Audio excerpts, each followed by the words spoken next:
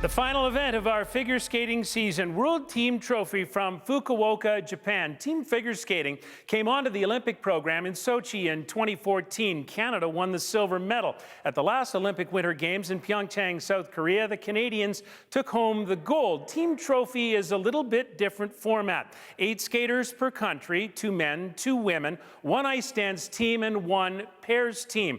The top 6 countries in the world compete. It's held every 2 years. The Americans have 3 times been the World Team Trophy champions. Japan always favored. They've won it twice at home.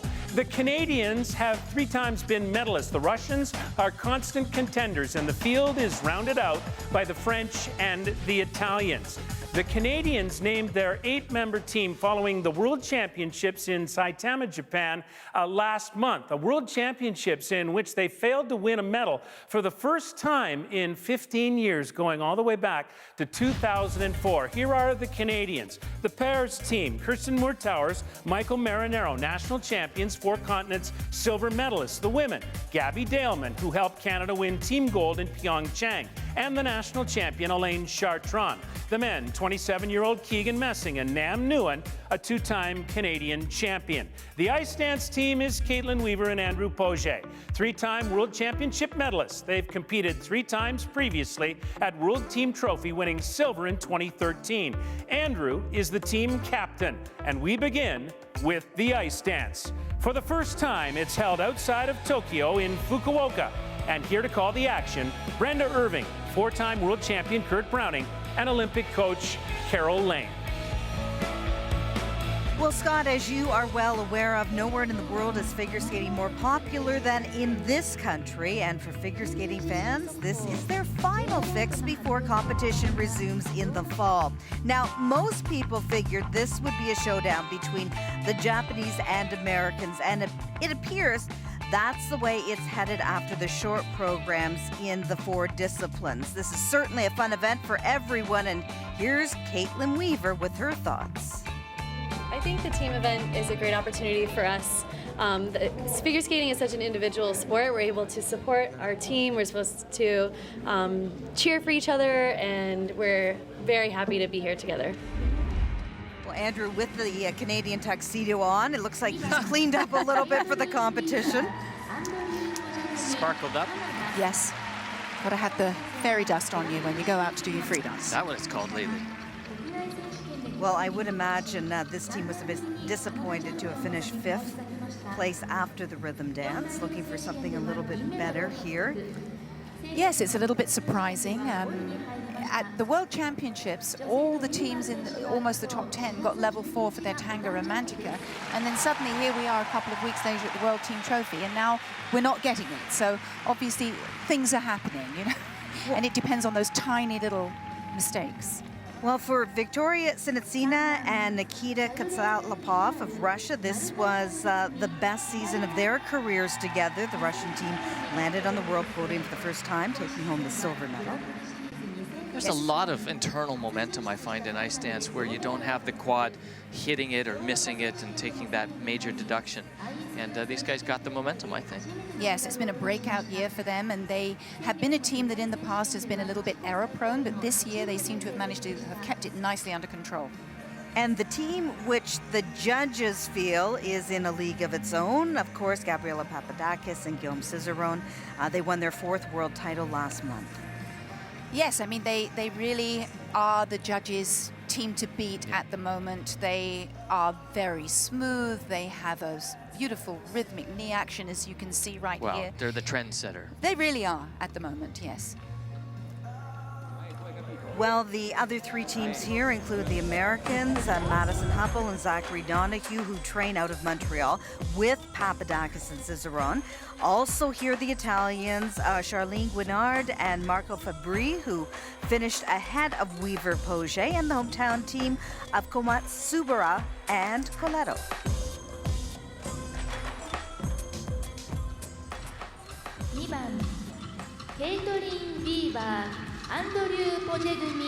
And here are the Canadian ice dance champions. As we said, a little disappointed with their 5th place finish in the rhythm dance earlier, and This team, as you may remember, some of you, took the entire Grand Prix season off to tour with the Olympic champions Tessa Virtue and Scott Moir, and some point to that as maybe one reason they were unable to secure a 4th World Championship medal last month in Saitama.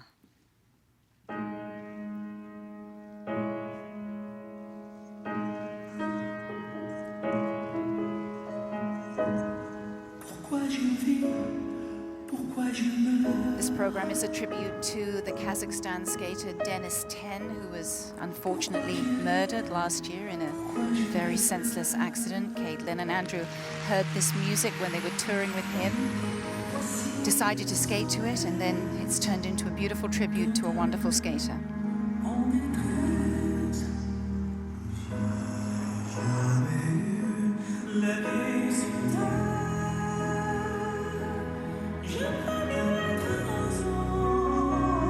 Very nice unison through their 1-foot section. The lady and man are judged separately on that, so they'll each get a level if you look at your technical scoreboard in the top left-hand corner.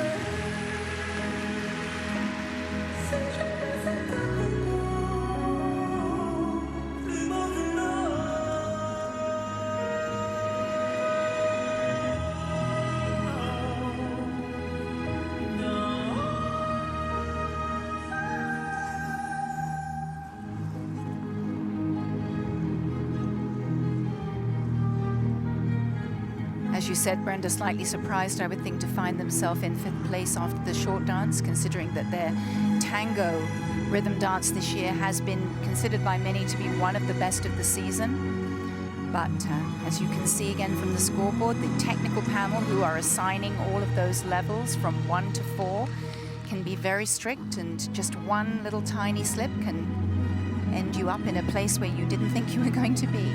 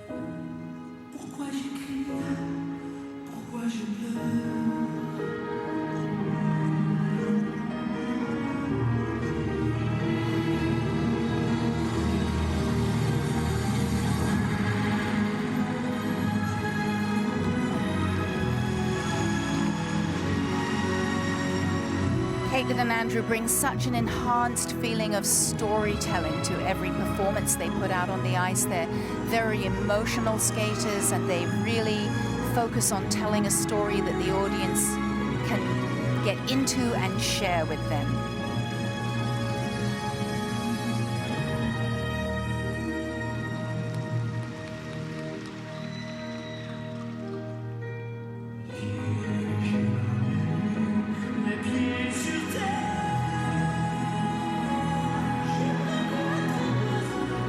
One of the new elements this year, the choreographic footwork sequence. It goes from side to side of the rink in the middle, crossing what we call the red line in hockey, right, Kurt? Yes.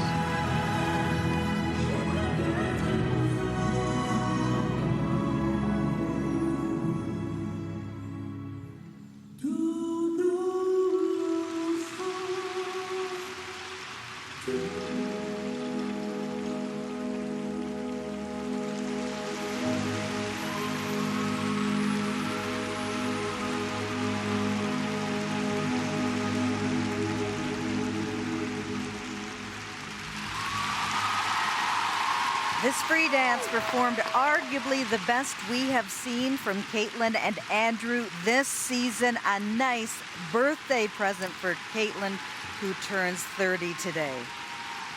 Sometimes you watch a team, I guess a team skate, and they're not trying.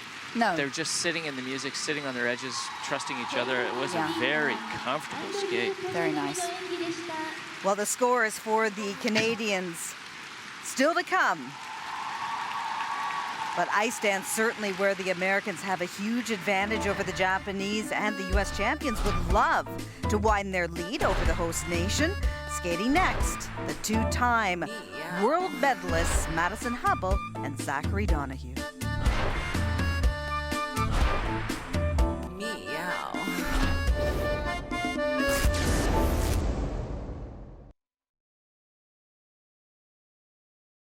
CBC Sports has all the latest stories and analysis on the web and the app. But this time, let's take a trip down memory lane. Do you remember where you were on April 18th, 1999? Like most Canadians, probably perched on your couch watching the Great One's final show. It's been 20 years since Wayne Gretzky played his last game in the NHL, and number 99 joins Rob Pizzo on this week's Hockey Night in Canada podcast. Gretzky details that memorable Sunday afternoon, and producer John Shannon joins to talk about the production of one of Hockey Night's most watched games. We've also got 9 things you should know about the game in a fitting 99 seconds. Head to cbcsports.ca, the place to get your playoff hockey fix with recaps, analysis, news, and videos every day.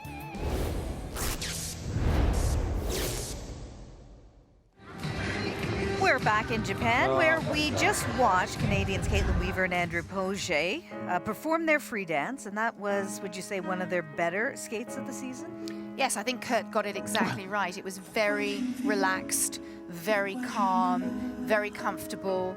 They looked like they knew exactly what they were doing. And I think this is actually one of the issues with trying to separate these teams now. They are all, the top 10 teams in the world are all excellent. Yes. I had a little laugh because one of the best skates of the season, one of the only skates of the season, because Yes. they didn't do the Grand Prix series. Yeah. Right. And, you know, we'll never really know if that had an influence on their overall results at the Worlds. No. But, you know, getting a chance to skate with Tess and Scott across Canada, and that's quite a few paychecks, and they did their exhibition. I think it was a good choice for them. They've been on the world Absolutely. podium twice. I think it was the right choice. I don't Yeah. think they'll ever second guess it. No. What an Well, finally opportunity. you make your decision and you run with it, and who's to say they didn't do that and the results would have been exactly the same, right? You just never. Oh, happy birthday, Caitlin. 30 years old. Wow, isn't that great? Look at that. Oh, I like the moustache on Michael Marinaro. That's very cool. And he's got a jug of maple syrup there. Or Canadian whiskey. Canadian whiskey. Let's not. We won't mention that. Well, that's one of the fun things about Team Trophy, Trophy, is just they yeah. seem to have a lot of fun. Oh. Work is done. A team Celebration. spirit. Let's celebrate. Ah, yes. Season's best score, 124.18. So they're in the lead. Oh yeah, there's a competition. Right. Yeah. So I was Let's having, not forget. I Let's was not having so forget. much fun. マディソン・ハベル、ザッカリー・ドノヒュー組、アメリカ。 And you know all that screaming and partying is going on while you're trying to focus. Like, it's all part of the gamesmanship. Okay, Madison Hubble and Zachary Donahue felt in a way like they let their team down after the rhythm dance. They did not get top marks for their patterns and were disappointed, placing third. And this American team trains out of Montreal alongside the world champions Papadakis and Cizeron. It's been a little bit of an up and down year for Maddie and Zach with their 2 programs. There was some thought that perhaps the vehicles were not as suitable as they could be, but they have worked so hard on making improvements. They took their feedback. They made every change that they could possibly make in order to make the programs work. One of my favorite entrances to the stationary spin too. Zach, super strong.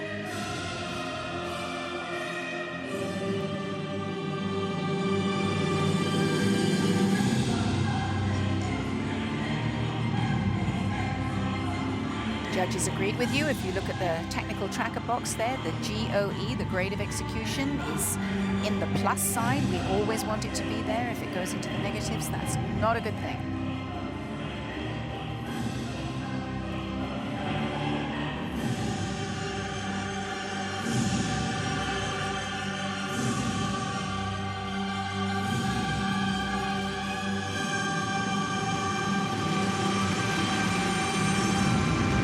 Choosing to do a very nice combination lift there, which means you do 2 lifts together. They did a straight line and a curve. It means they have 1 less element than some of the other teams because you can do either 3 short lifts or pick the double lift option, if you like to call it that. Is it safer because you don't have to risk 1 more pickup and 1 more put down? It's 1 less entrance and exit to worry about, yes, which is all part of your score as well.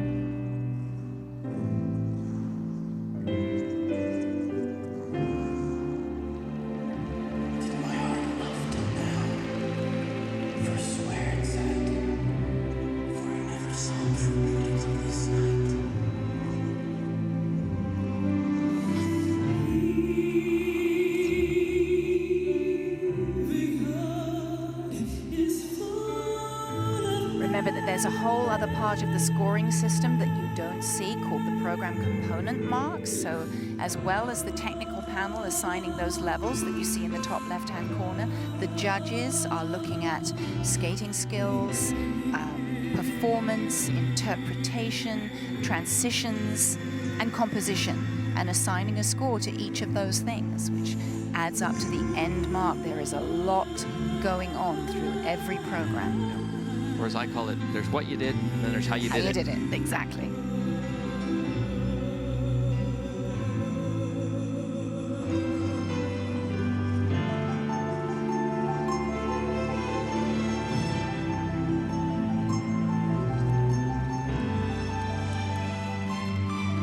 Very nice twizzle sequence, very sharp, very together, lots of speed and ice coverage. No separation more than 2 arms length between the partners. Beautifully done.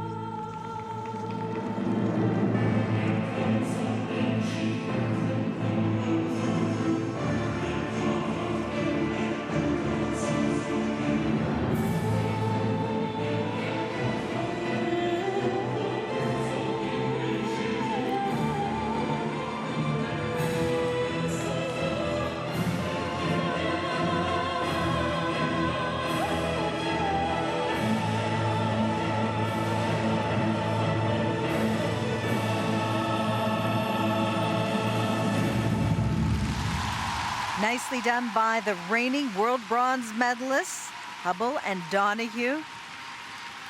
That's the deep breath of that whole season's now done.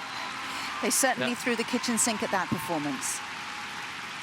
Well, they said before the competition that fatigue may be a factor, as they didn't train as much as they would have liked to after Worlds, and they do look exhausted. You know, for a lot of teams, you know, once you're through the World Championships, you go, oh, You do. okay, it's over. You definitely but it isn't over. Wait, one more.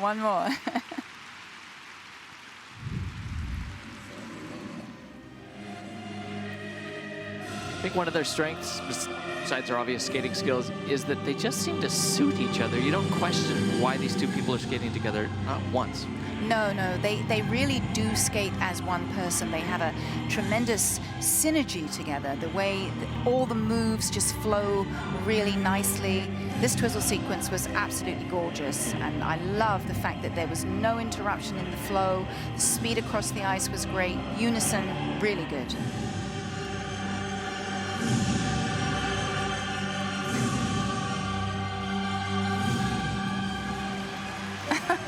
Two Zacks, look at that. Oh, and 3 Maddies, 4 Maddies. It's like that whack-a-mole, but different. Sitting beside them, one of their coaches, Patrice Lauzon. Not a season's best score, but enough to put them, at least momentarily, into first place.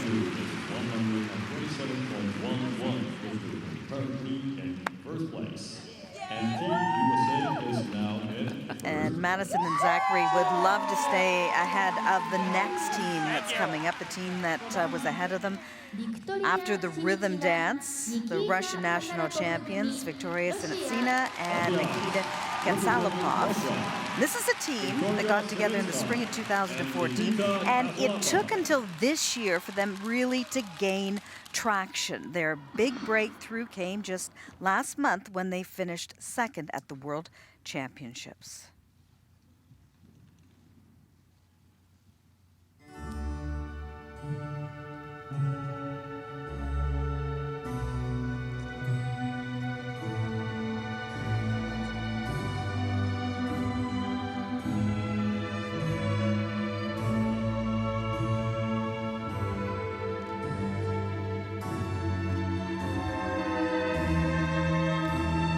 Wobble there from Nikita in the first twizzle. It's been one of his issues throughout his career, actually. He's so fast in the rotation that sometimes it just gets away from him and he cannot hold his balance. So I think we'll see a little drop in level for him on that.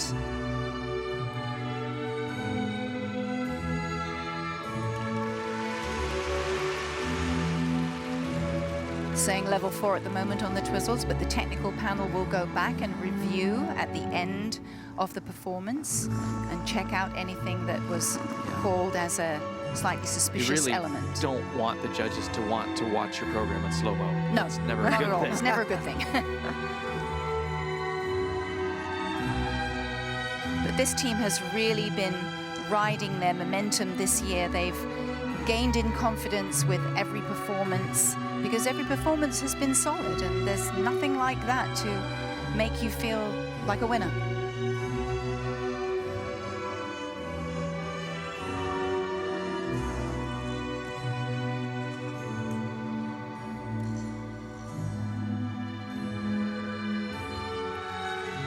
Beautiful acceleration into the stationary spin.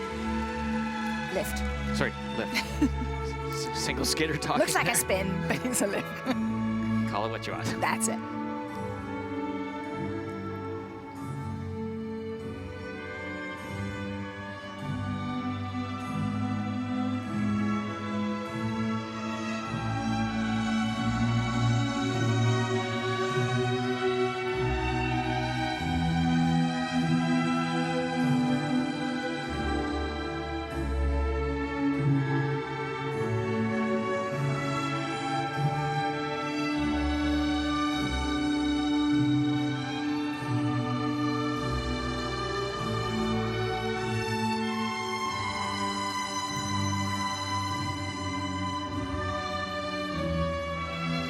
Like the American team that just skated with Romeo and Juliet, this program, instead of having highs and lows, needs to create a trance.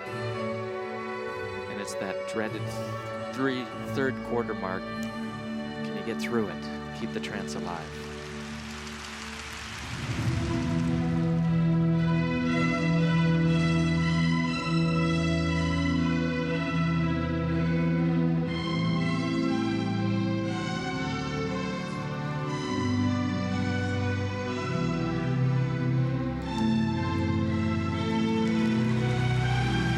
Very nice speed across the ice through the rotational lift. The girl changing position. The boy has to work really hard to keep the momentum going.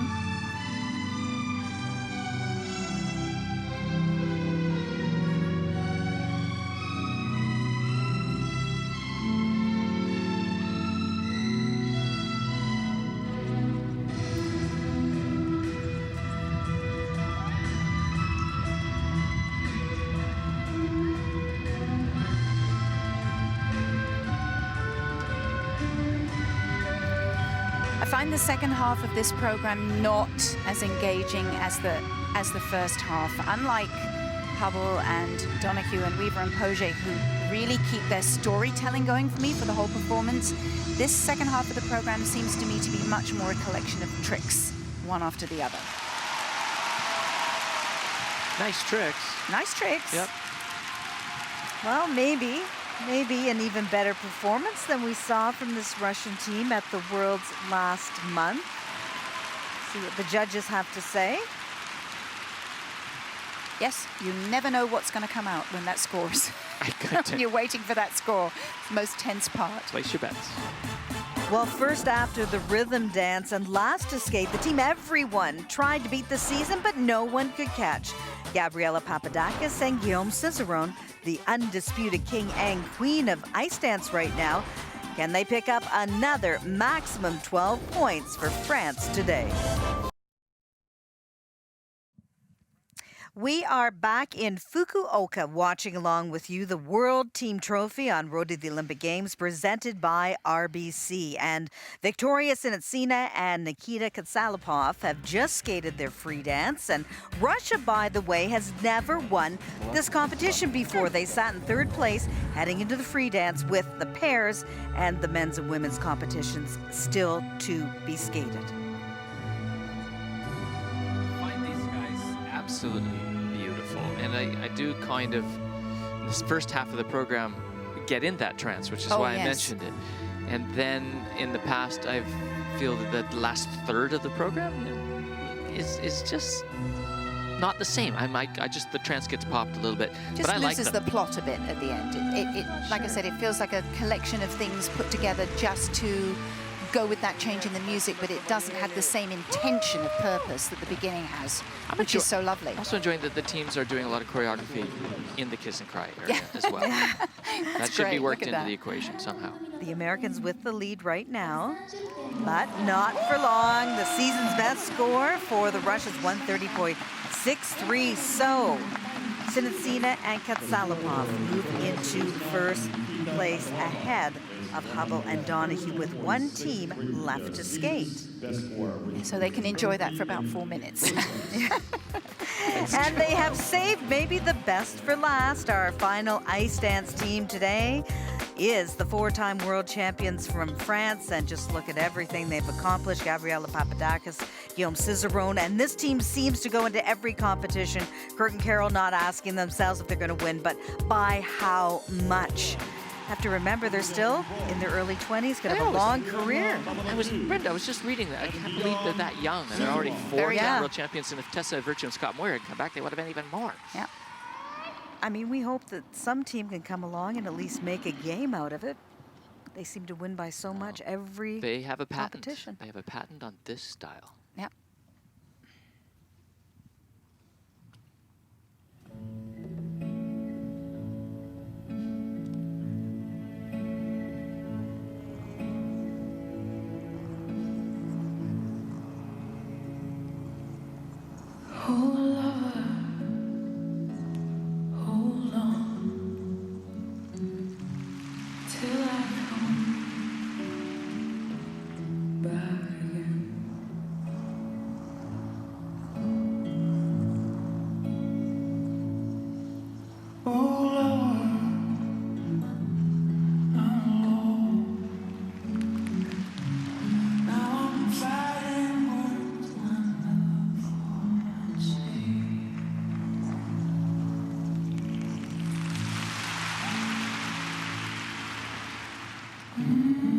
They just make everything look super smooth and super easy, which isn't to say that it is easy at all. Well, the goal for them in some people's minds is that they should be showing a different side to their skating. Why? If they keep getting more and more marks, why would you do that? I mean, it would be nice. It would be nice to see them do something else. But this style is absolutely working for them 100%. So to a certain extent, it makes sense. It's like, why would you, if you already have a Rolls Royce, why are you going to buy a Ford, right? Just for fun. Until the Ford beats you one day. There you go. Then you might make change, but until that time.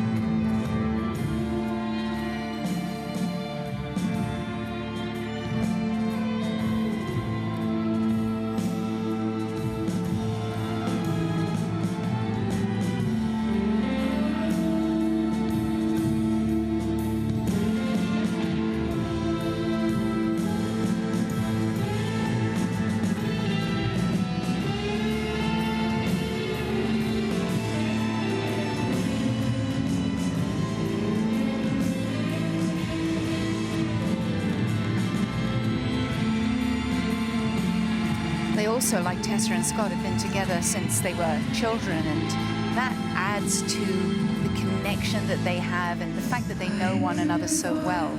Again, it makes the way they skate together seem almost like one person.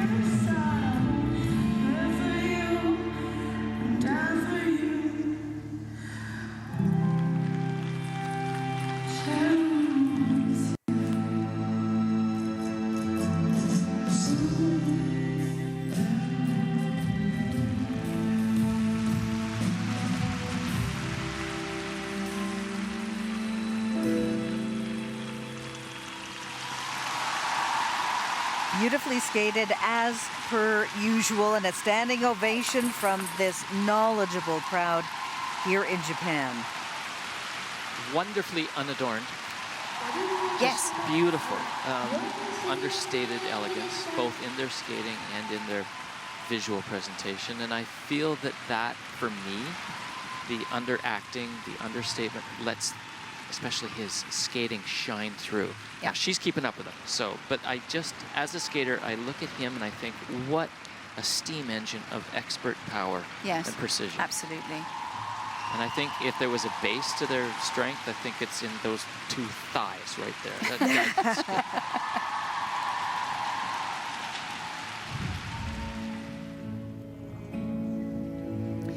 As you said, Kurt, it's a style that they've honed to perfection, and they stick with it. They understand what they're doing with it. They move it the way they want it to go, and they're totally comfortable.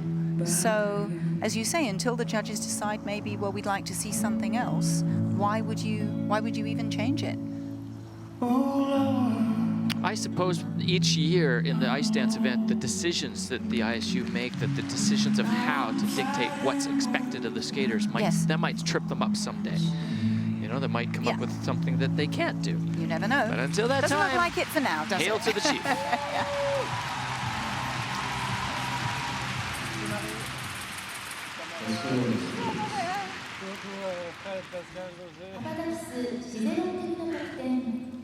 A new season's best score, which means it's a new world record score once again for this incredible ice dance team. Also a new world record total score, and look at that.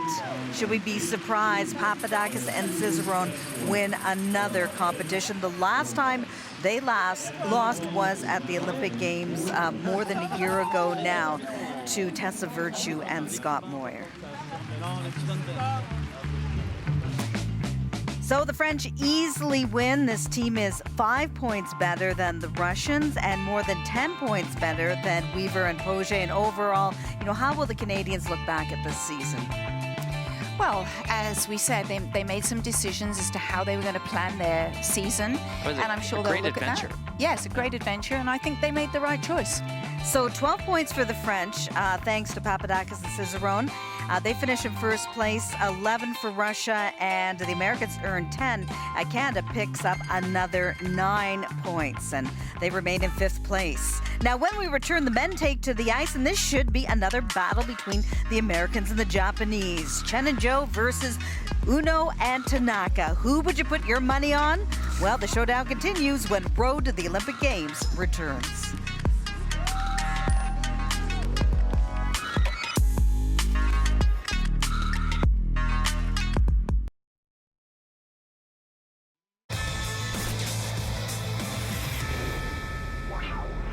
The beautiful game is back on CBC Sports. We'll have streaming coverage of 20 games from the Canadian Premier League's inaugural season, including 10 on television. 7 teams from all over Canada will be competing throughout the summer and fall, culminating with the League Championship in October. We kick off with the first game next weekend between Hamilton's Forge FC and York 9 FC. That's next Saturday, April 27th at 1 p.m. ET. For the full schedule, head to cbcsports.ca. Well, it's fair to say that most Canadians are ready for spring, but the end of the snow doesn't mean the end of training for our winter sport athletes. When the weather warms up in the summer, para-alpine skier Sarah Gillies is hoping to hone her skills in the mountains of British Columbia. We caught up with her a couple of weeks ago in Ontario. Here's Petro-Canada's The Bond.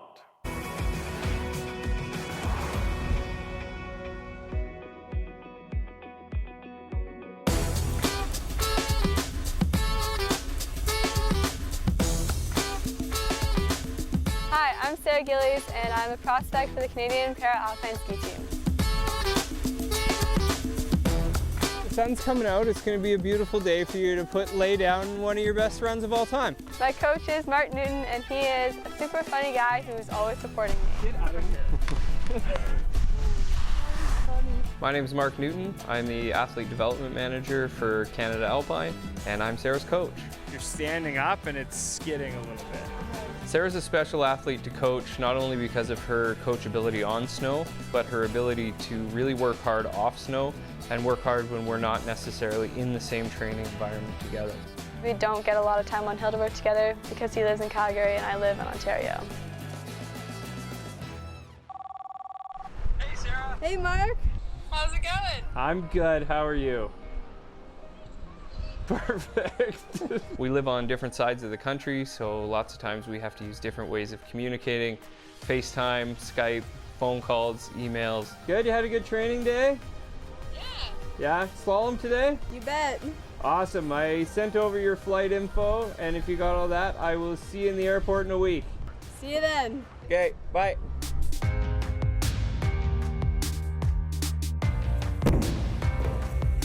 The Petro-Canada FACE program has been awesome for Sarah and I. It gives us the opportunity, because of the distance we live on different sides of the country, to get together for some very specialized camps and to travel to other locations and other countries for racing opportunities. Panel hunt that blue and get on the inside of it. Mark and I don't get to spend a lot of time with each other on hill, so when we do, we've gotten a lot closer. I'd like to thank Mark for all his support and always checking in with me throughout the season to make sure I'm on track with my goals.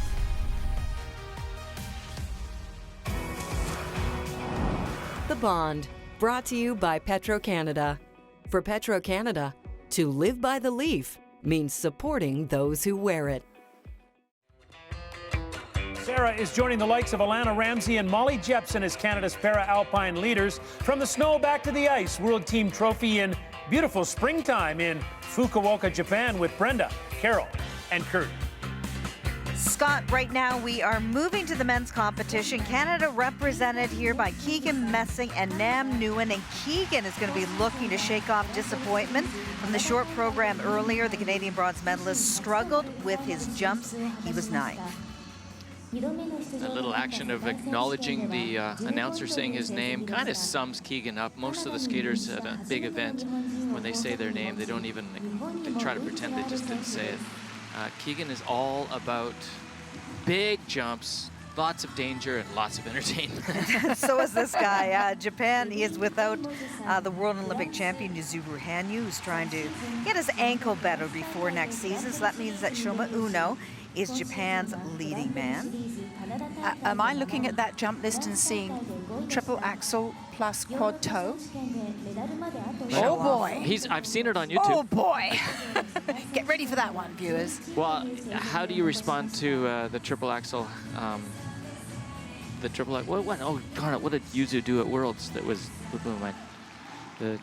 the quad toe triple axel. That was it. That's it. So he's trying to keep up to the big guy We who can't isn't even in keep this him event. straight. And this guy has kind of downgraded his jump list a little bit. The two-time world champion, Nathan Chen, solid, winning the short program the other day, giving the U.S. the maximum 12 points.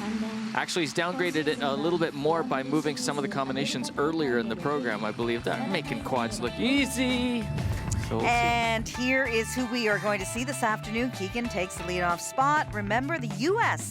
enters this round with a 6-point lead over Japan. Russian hanging in there, just a point back, and Canada in 5th place. The Americans, Zhou and Chen, will skate last just to make things a little interesting. 4番キーガン・メッシングさんカナダ On the ice, representing Canada, Keegan Messing. Well, as I said earlier, Keegan was 9th out of a dozen skaters after the short. Jumps were the main problem. Spins and footwork also downgraded a bit. So let's see if he can clean things up a bit now.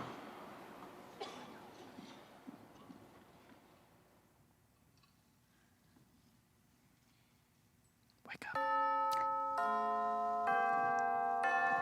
Time to go.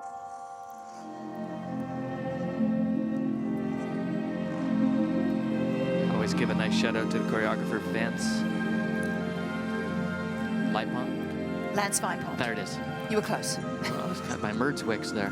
Beautiful triple Lutz, and he does a quad version of that jump as well, but he's left that one out today, settling in for a more focused skate at the World Championships in both the short and the long. He got a little confused as to what jumps he had left in his repertoire, which ones he'd comboed, which ones he hadn't. He lost a lot of points there. Quad toe.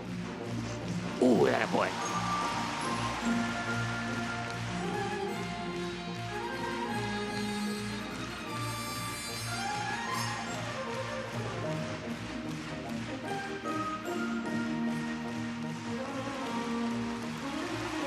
Oh, his upper body's really relaxed going into those jumps. He's settling in nice and deep on the landing of those jumps down into his knee.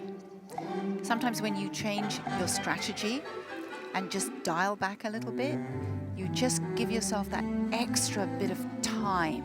And I think you don't realize, these programs are 4 minutes of sheer action from start to finish. There is nowhere to pause or draw breath or anything. The skaters are totally focused for that entire time. And it's really hard. I think people don't realize that as much as perhaps we should. Wow, they make it look easy, don't they? They do.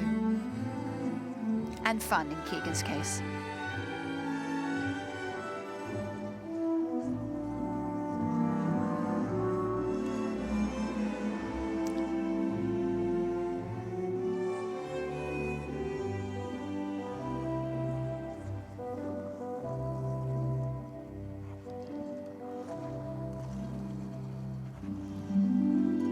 What a different piece of footwork that was from the World Championships, where Keegan was up high in the knee, and he's following Carol's advice today. Nice and low, calm.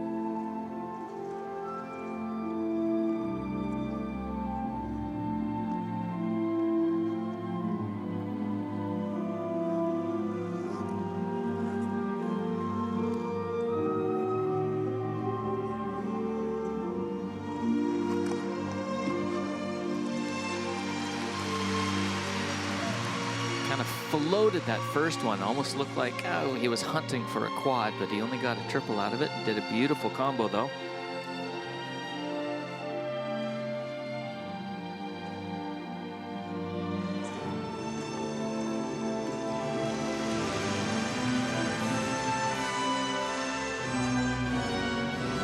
One last jump at the can, triple axel late in the program.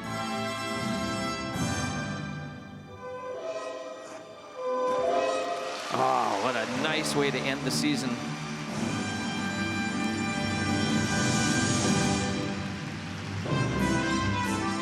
Now it's just a celebration. He has such great spins, so fast, so centered. He never moves off the spot. Interesting positions.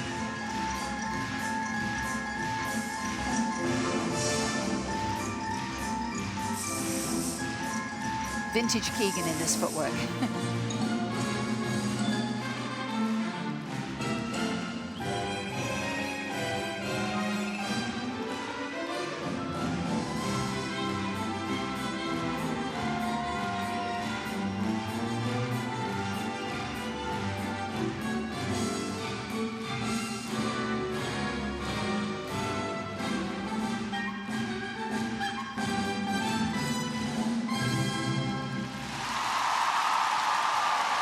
It has been a season of mixed results for the former Canadian champion, but this skate had to feel great. You know what? You don't take good skating for granted ever as an athlete, especially when you've got quads out there and triple axels and stuff. So, yeah, every time. But nice to end the season like that. He deserved it. Scores for Keegan on the other side of the break as well. The reigning Canadian champion, a former World Junior champion, Nam Nguyen, looks to build on that performance by Keegan Messing. Can Nam help nudge Canada up in the standings? We'll find out next when Road to the Olympic Games continues.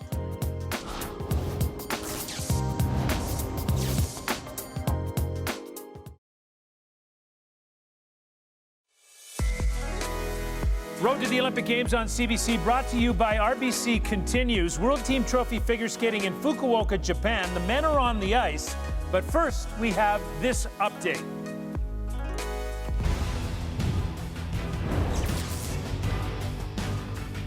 The run-and-gun format of Rugby Sevens means anything can happen. France had a surprise in store for New Zealand on this day. Late in the first half, added time, and Cecile Keofani stiff arms a Kiwi attacker, marches in for the try. 14-0 France at the half. Second half, Keofani back at it again, taking a pass from Shannon Izar in space. She once again crosses the line to make it 19-0.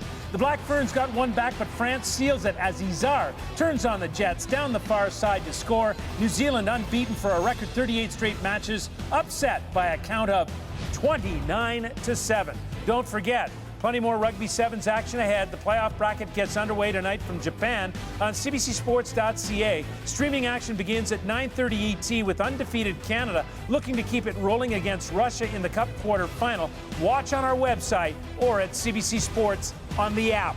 Back to skating now with Brenda, Carol, and Kurt. Scott, we're watching the men's competition. There he is, a very, very happy, upbeat Keegan Messing coming off the ice after what was a special free skate. Yeah, I think that description is right. It was special. It was happy, and it was a really good, something that he could look back on and go, that was me at my best. There was one popped jump. This was the quad early, and there was supposed to be a second one, but he turned it into a triple-triple. Kind of a great day at the office. What he kept track of was what jumps he did and what jumps he didn't do, and that's what he didn't do at the World Championships, and it cost him dearly in the marks. Yes, and because he was doing that, the program came over so much better. He sold it, and it was a very natural, authentic presentation. He's so into his vehicle all the time, which I think is great. That was the jump that he popped, believe it or not, from a 4 to a 3. And what a great guy to have in a team environment, because this event was around, not getting quite as much attention, but all of a sudden in Sochi, team event came to the Olympics, and Olympic medals on the line. And so getting to do an event like this and learn what a team atmosphere is like, what it's like to have somebody else relying on you, and then using that someday if you get a chance to compete at the Olympic Games. This event all of a sudden became a lot more important to skaters around the world, and countries too. And you get a tiara. It's all good. Well, no, you got to earn that. That's not handed to you, let me tell you. Next to skate, a former World Junior champion, Nam Nguyen. The last 4 years have been a bit of a tough slog for the 20-year-old, but this season, Nam has seen blue skies on the horizon. He won his second Canadian title, had his best results at Worlds in 4 years, and he finished the short here in Japan in 7th place. And he topped his score from the World Championships last month. You can see him, man, getting ready in the morning to go to work. But he's got a lot on his mind, and you can feel him kind of figure himself out throughout this program. Right now, what has he got on his mind, Carol? I would imagine it's a quad toe, wouldn't you? I would imagine you're right. Yes. 4 revolutions. 2 popped open. That's what happens when the skater just doesn't get all the checks in all the boxes. So I'm not pulling in on 4 when it's not right, so we only popped for 2. So that's 10 points gone-ish. Well, he's got another quad plan now, the Sal. Let's see how he does with this one. He likes this one better. What a great mental recovery from that mistake, and a triple from a very slow bent over position. These guys are athletes.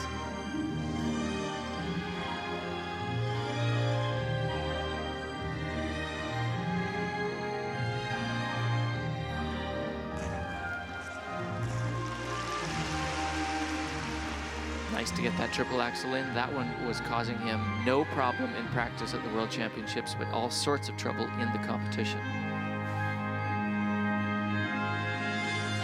This is kind of the redemption event.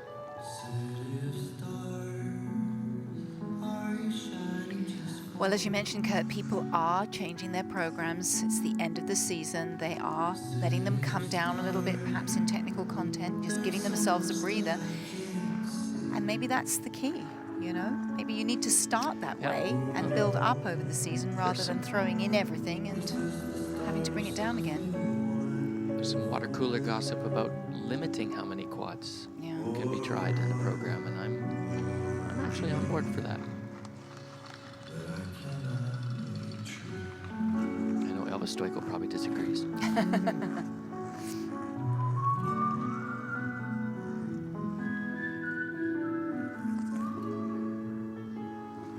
Speaking of lots of quads, here's another one.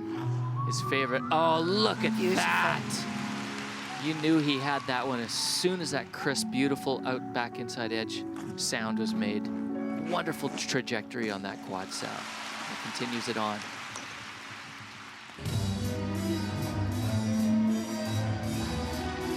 It's so nice to see him with more joy in his skating, because that's what he always used to have. He was such a showman, such a performer. Late in the program, big breath. Someone's been to the gym.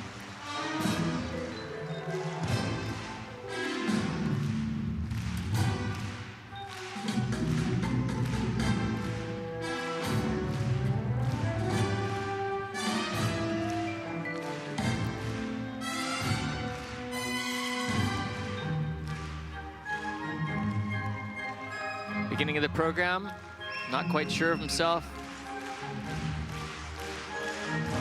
Waving at his teammates up in the stands there. The program evolves. You see a guy who's, well, like I say, figured it out, both technically and in life.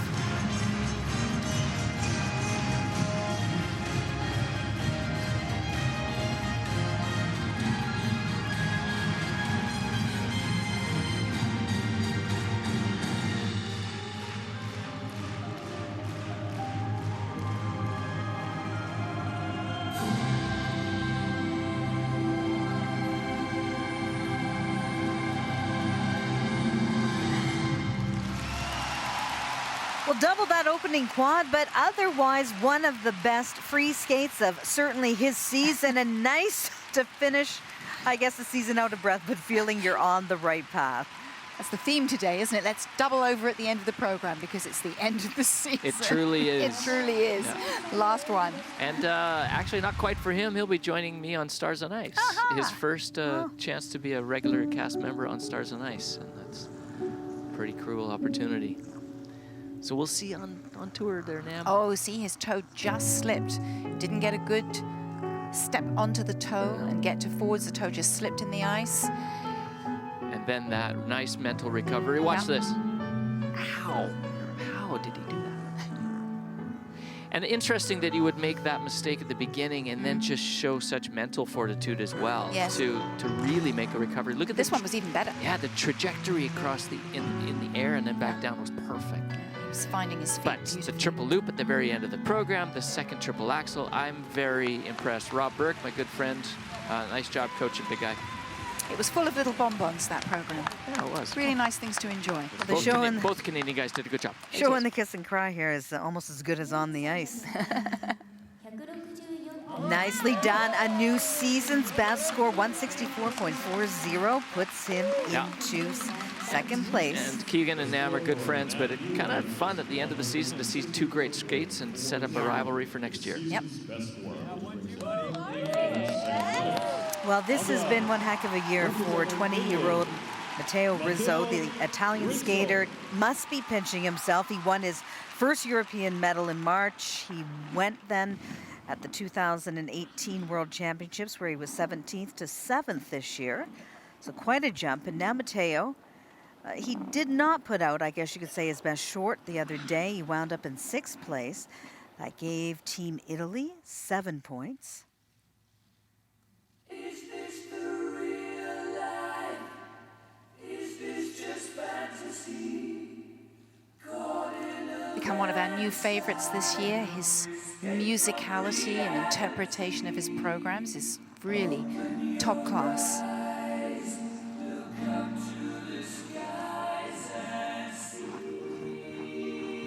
He's a very calm jumper, and I think that helps him to bring it when it counts. That wasn't easy. That had a bit of a lean. I think he got too far around the corner on the takeoff of that quad toe, but boy, he knows where he is in the air like a cat.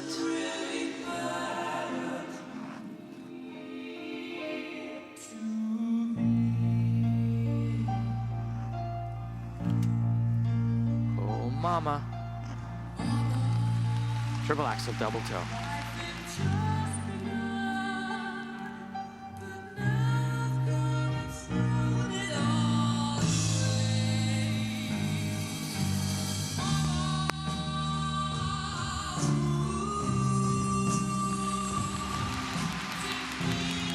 Super clean both in his jumps as well as spins and footwork.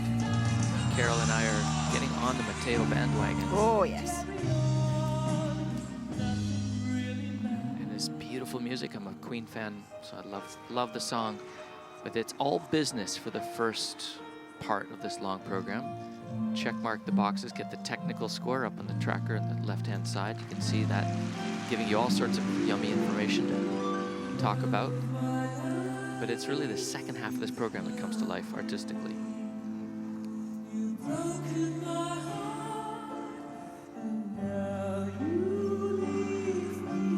He knows all the words. Look, he's singing along.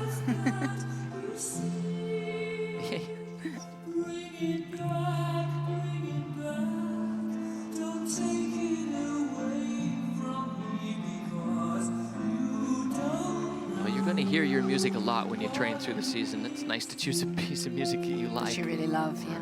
A group.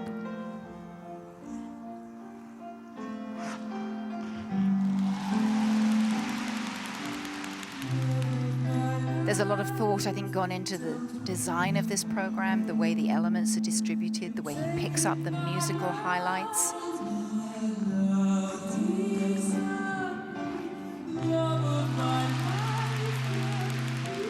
Such a quick exit from the rotation to the landing position. So if he doesn't get that perfect takeoff and he's not quite as high in the air, you know that he can still save it. First mistake, laughing up at his teammates, popping a triple into a double. And you know it, I've done a couple of team events. I have to tell you, it is a completely different experience. You are so keeping a part of your brain, thinking about your teammates, hoping to skate for them. It's a completely different experience. You say it's more pressure? Different pressure. Okay. Very different. Let's just say the team dinner afterwards can be really a lonely place if you don't skate well. I want this audience at every competition. They are fantastic with every skater. I think they'd be okay with that. Yeah.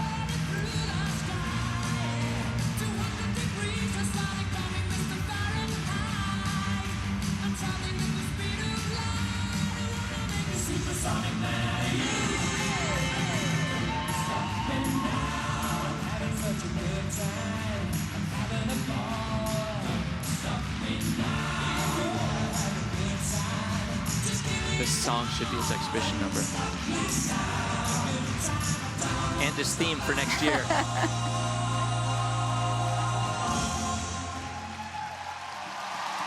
Well, it was a breakthrough season for Mateo. I know he was disappointed after the short, but I'm sure he feels a whole lot better right now. I think he's ready to take a step up in the ranks. Absolutely. Mateo's scores still to come. Well, you know, the last time Shoma Uno competed at home, he fell just short of his goal. He wound up 4th at the Worlds in Saitama. Can the 21-year-old Olympic medalist push Japan ahead of the Americans now? Well, his free skate is just around the corner as our coverage of World Team Trophy continues. CBC Sports has all the latest stories and analysis on the web and the app. But this time, let's take a trip down memory lane. Do you remember where you were on April 18th, 1999? Like most Canadians, probably perched on your couch watching the Great One's final show. It's been 20 years since Wayne Gretzky played his last game in the NHL, and number 99 joins Rob Pizzo on this week's Hockey Night in Canada podcast. Gretzky details that memorable Sunday afternoon, and producer John Shannon joins to talk about the production of one of Hockey Night's most watched games. We've also got 9 things you should know about the game in a fitting 99 seconds. Head to cbcsports.ca, the place to get your playoff hockey fix with recaps, analysis, news, and videos every day.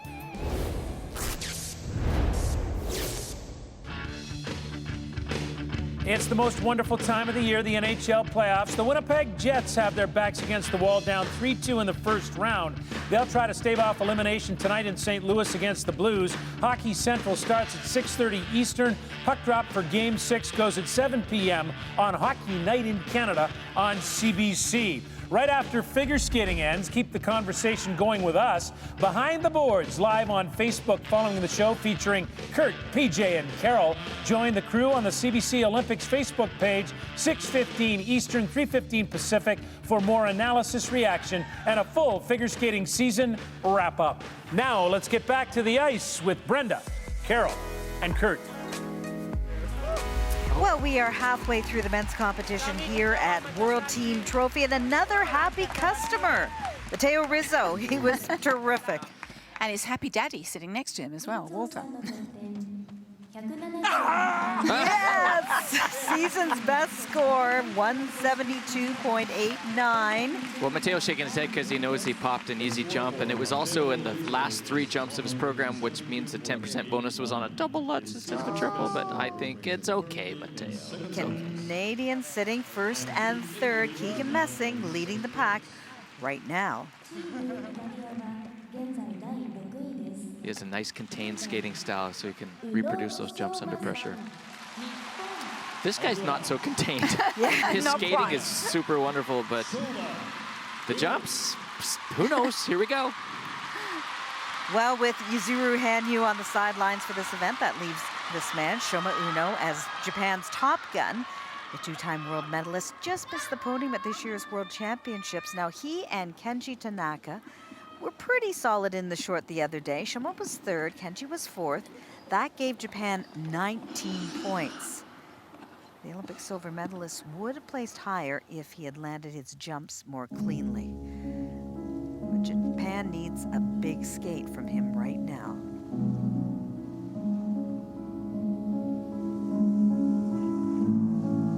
Well, he has a big skate planned on paper. Unlike most of the skaters, he doesn't seem to have dialed back from what he was expecting of himself at the World Championships. He'll start with a quad flip, which is a lot harder than all the other quads. Jeez. And that's how you become a legend at home in Japan. Quad flip, triple toe. You like that? Stay tuned, he's gonna try it again. This time alone, simple quad flip. Did I just say that? You did.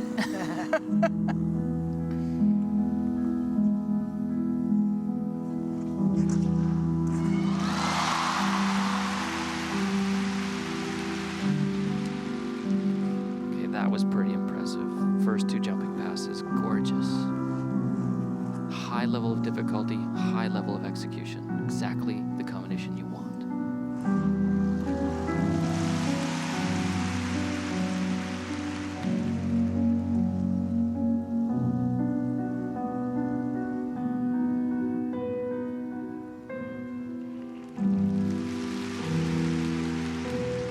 Watching your technical tracker, you can keep an eye on his score on the left and the bottom where it says C, that's the current skater, and who's in first. That's their total score. You can see how he's creeping up element by element. But he's only done 3 jumping passes and he's in his second spin, so he's only done 5 elements and he's halfway there almost. There already. The power of the quad, right? Quad flip. Yeah.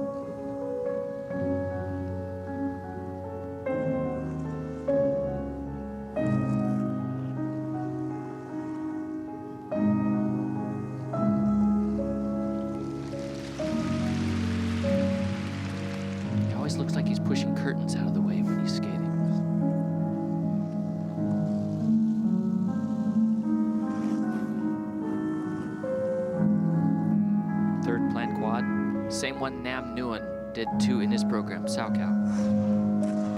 Ooh, short on rotation.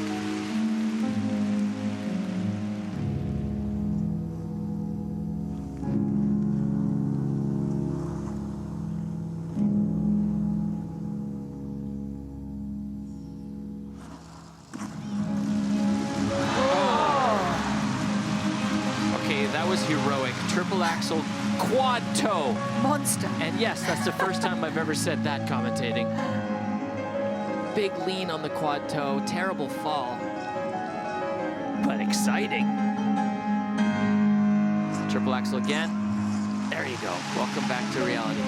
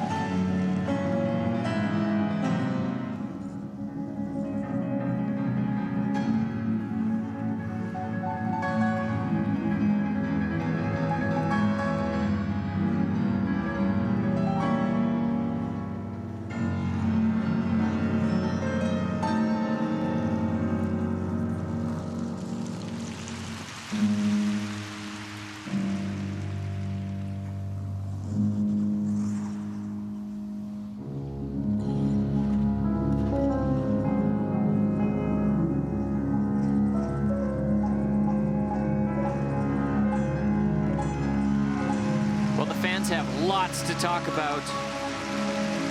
2 beautiful quad flips. Good gosh. Quad Sao kind of got away from him, but a triple axel quad toe attempt, 4 planned quads. Oh, that was exciting. It just has heroic all over it. I think he obviously hurt himself a bit. The last 3 jumping passes paid the toll for that attempt, but you're not going to be a legend if you don't put it out there.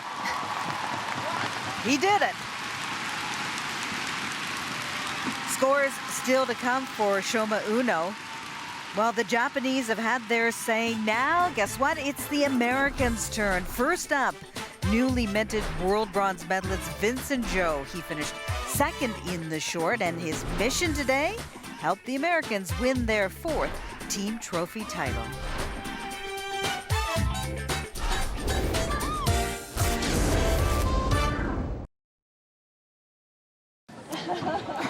Shoma Uno wasn't perfect today, but the technical tracker would indicate he's probably going to move ahead of Keegan Messing, the leader at the moment. But what an exciting program. It felt like it was building the whole time, and then he got to that monster combo. 3 axel quad toe. I couldn't believe it. Really hard to tell one quad from another from the couch at home if you don't do it all day, but the flip is difficult because of which foot you're standing on. And when you're on the right foot and you pick towards the left, it opens your body to the rotation. When you're on the left foot, your body's kind of closed, and it just makes the getting into the rotation harder. That's why flip and Lutz are harder than toe, in my opinion. Some people might disagree, but I really hope. Can we have another look at that triple axel quad toe attempt, please? Not that we want to see Shoma fall, but just such a gutsy move, and if we're lucky that they chose to give that to us. Here we go. I hope. Triple axel late in the program too, may I remind everybody. Going for quad, and it starts to lean. Houston, we have a problem. There's where he got injured. He was lucky. He was lucky. The angle of his ankle as he landed was, he could have spiral fractured that very easily, as you said, and that would have been dreadful. Ouch. So not as many points on the scoreboard from that as he'd like, but you know what? Heroic points, my friend. Yes. To you.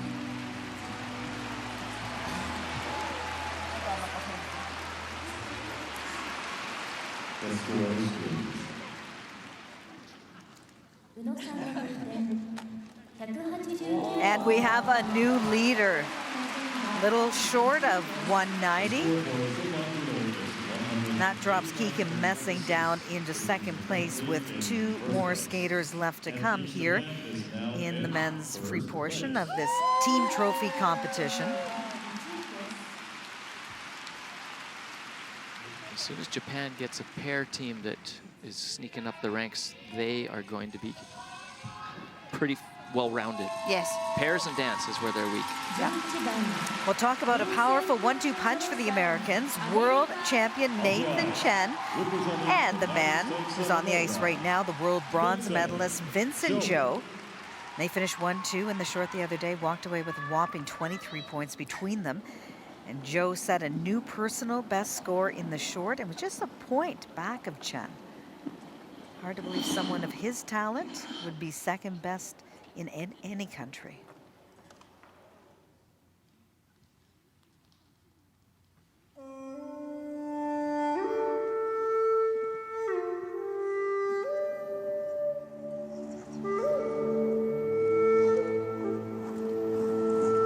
Another mixture, both the American skaters, a mixture of academics and athletics. Really somebody to look up to. Quad Lutz. Redefining Quad Lutz. Arms over his head, absolutely gorgeous. That is one of the best jumps I've ever seen. And look at the score, he's getting 16 points for that first jump. Gosh. Just for that.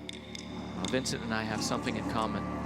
Two things. We both wear the same skates, Rydell's, and we both like quads. He likes doing them, I like watching him doing it. Look at the height. Oh my gosh.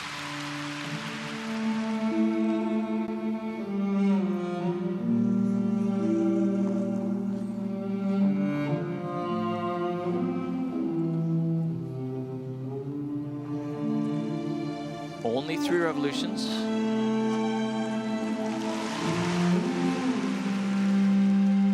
When you have so many quads, like 3 or 4 quads, you have to actually really tone it down just to do a triple.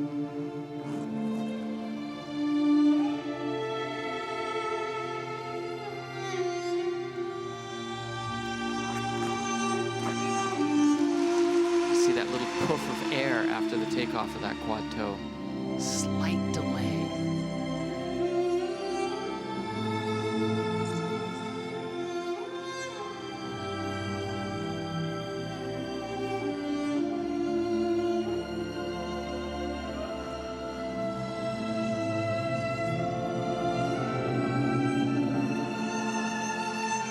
He said he really wants to bring out the artistic side of his skating, not just be known as a great technician, which he truly is. But I think even from the World Championships, I see another layer of development coming out in him, in his commitment to the performance. He seems more connected, more focused, more comfortable. Was that a smile after that jump?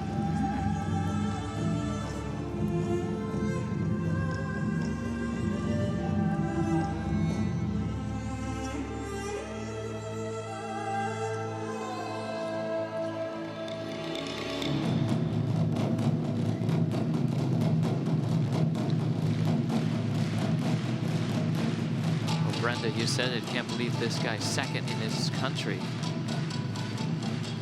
But if you're the world champion, you want to be pushed at home. It makes you so much stronger. It really does. This guy's giving Nathan Chen something to think about because he has to skate next.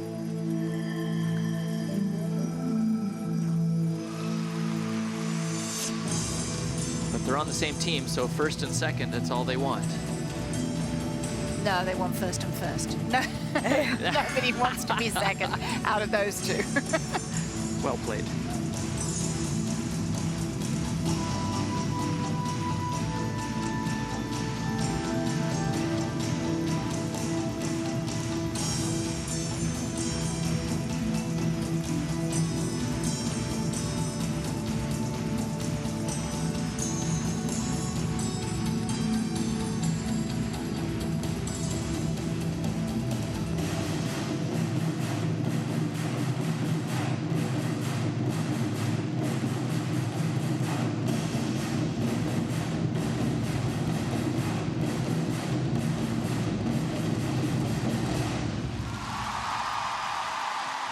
That is going to be tough to beat Nathan Chen. He's got some competition. I think that's 1, 2, 3, 4, 5. I think it's about 15 fist bumps. He likes that. Wow.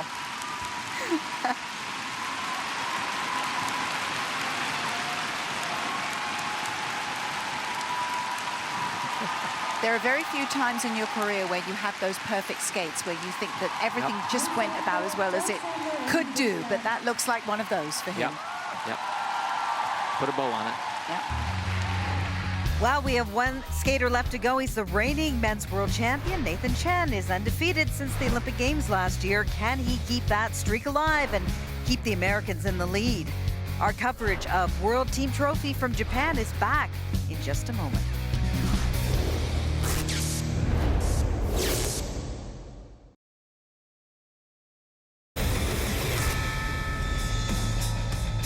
Road to the Olympic Games is brought to you by RBC, supporting Canadian athletes since 1947.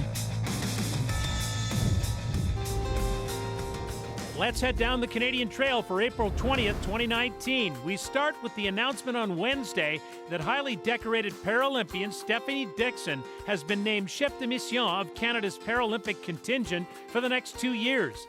She'll be at the helm for the upcoming Para-Pan Am Games in Lima, Peru, as well as the Paralympics in Tokyo next summer.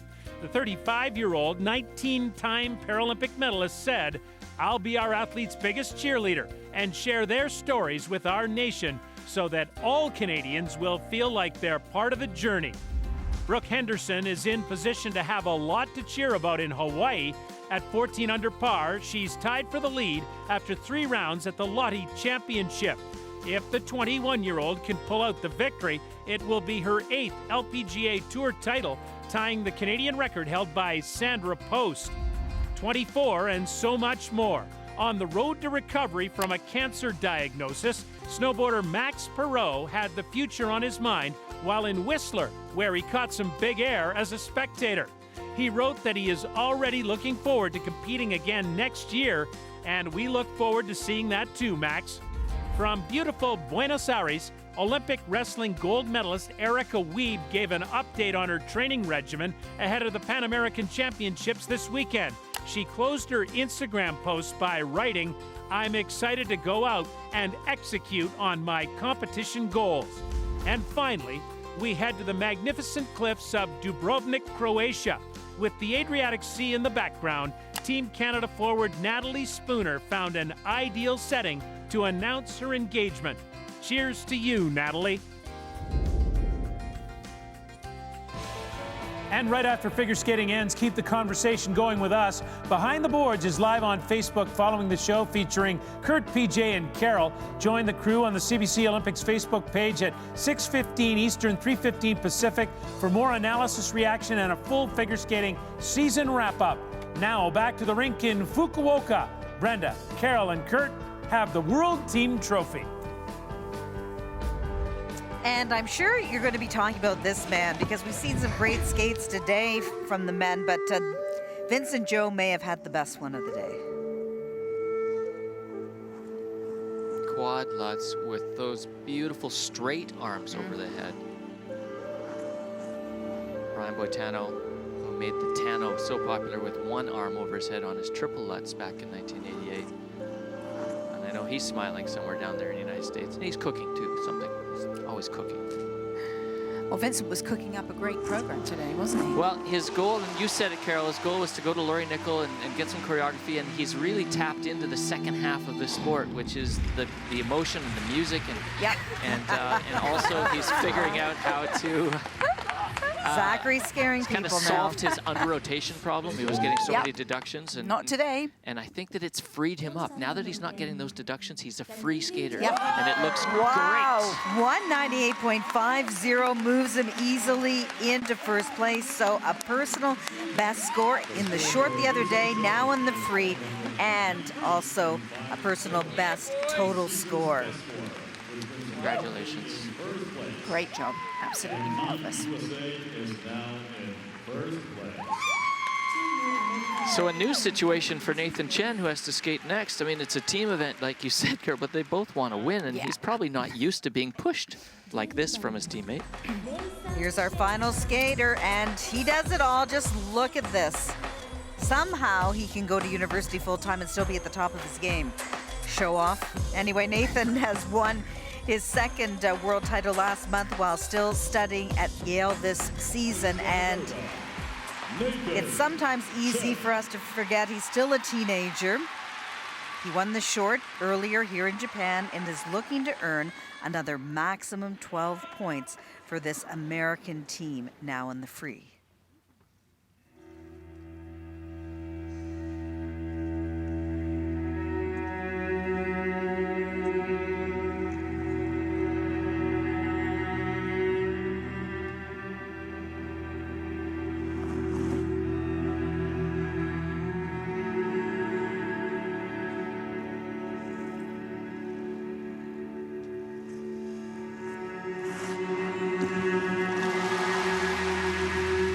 Quad Sao, relatively simpler jump compared to the quad Lutz that Vincent started with, but high, tight, and landed with authority. So the GOE will be huge.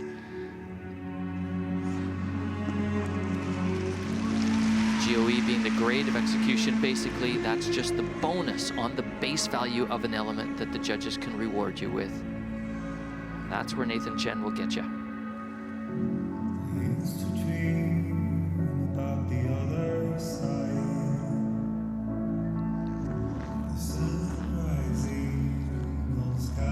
See him bring the subtleties of music to life, so I should correct myself, it's not just the jumps. Here's another one though, quad toe.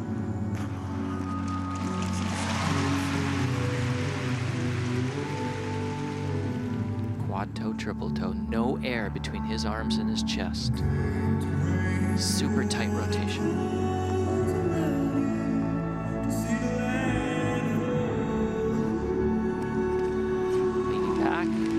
Slip and a little smile. Even world champions make mistakes. Nice to know he's human, right? So.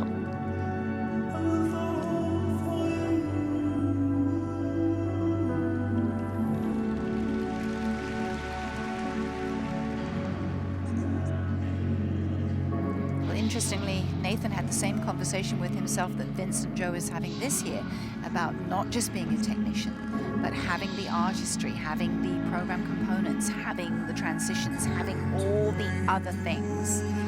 And that has developed so well in his skating this year. And I think it's, along with the technical things, one of the things that truly sets him apart. Yep. And usually it's the last thing. It's the layering of the cake. You make the cake and then you ice it. And you've got to get that base, control of your technical jumps, control of your spins, and then and only then can you kind of learn how to skate, present.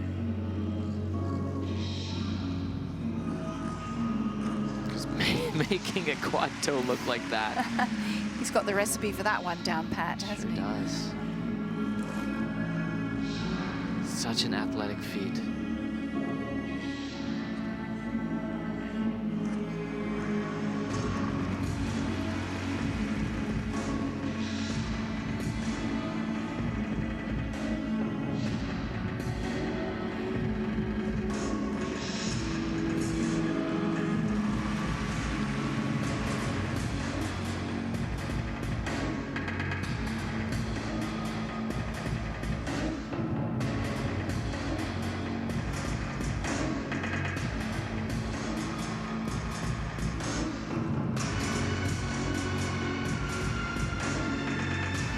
Watching the technical screen, you can see that his technical score is still a little bit behind Vincent Zhou's as he heads into the last couple of elements in the program. But remember, there's that whole second part of the score that you don't get to see that's going to impact on that final result. So don't be lured into thinking that the technical score is going to be the be-all and end-all.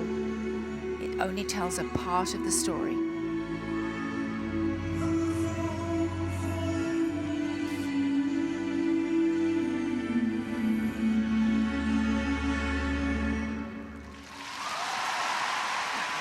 Oh, did I have to make that little mistake on the jump? But come on, you can't be perfect every time, as you said, Kurt. Just an incredible performance once again by Nathan Chen. But he's made it interesting. Yeah, actually.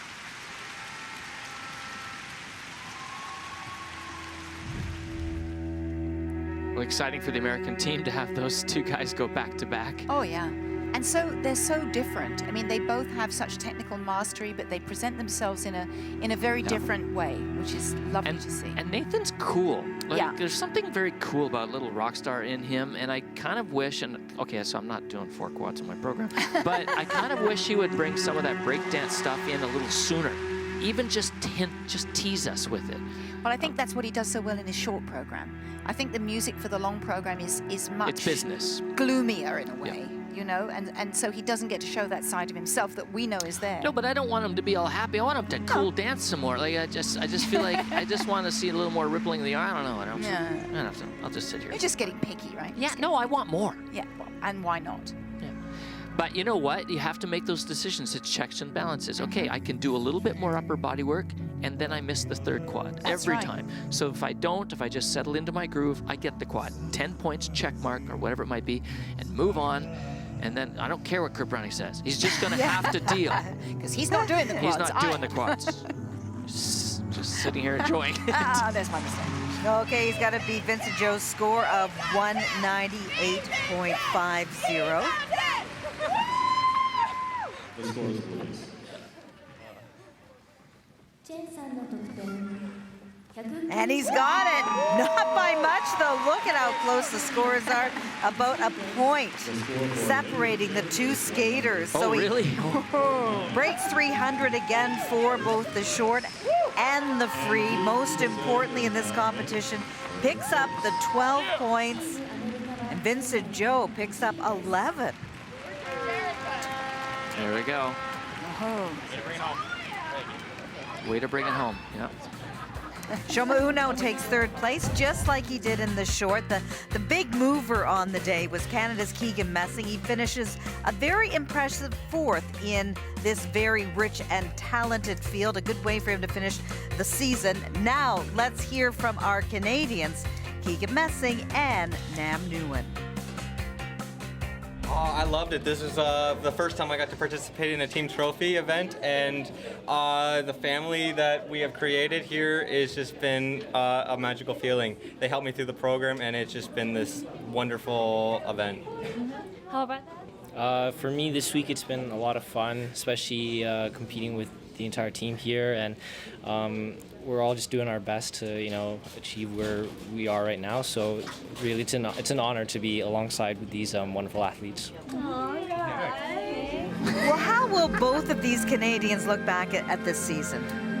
I mean, you know what? At the World Championships, you want everything to be, that's the pinnacle. And then, of course, there'll be a little bittersweet moment knowing that both of them could have skated, but they both improved.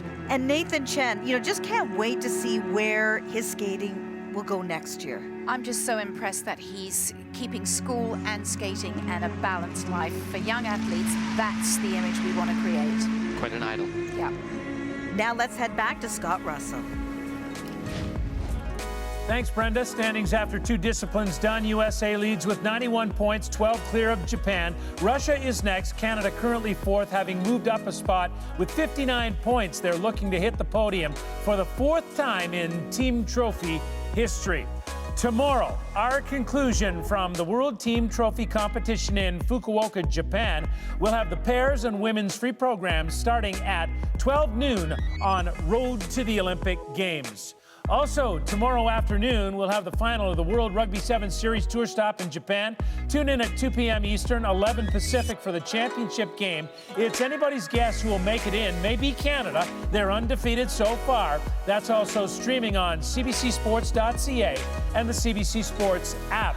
The playoff bracket gets underway tonight from Japan on cbcsports.ca. Streaming action begins at 9:30 ET with undefeated Canada looking to keep it rolling against Russia in the Cup quarterfinal. Watch our website and the CBC Sports app. For all of us, thanks for watching, and we'll see you tomorrow on Road to the Olympic Games.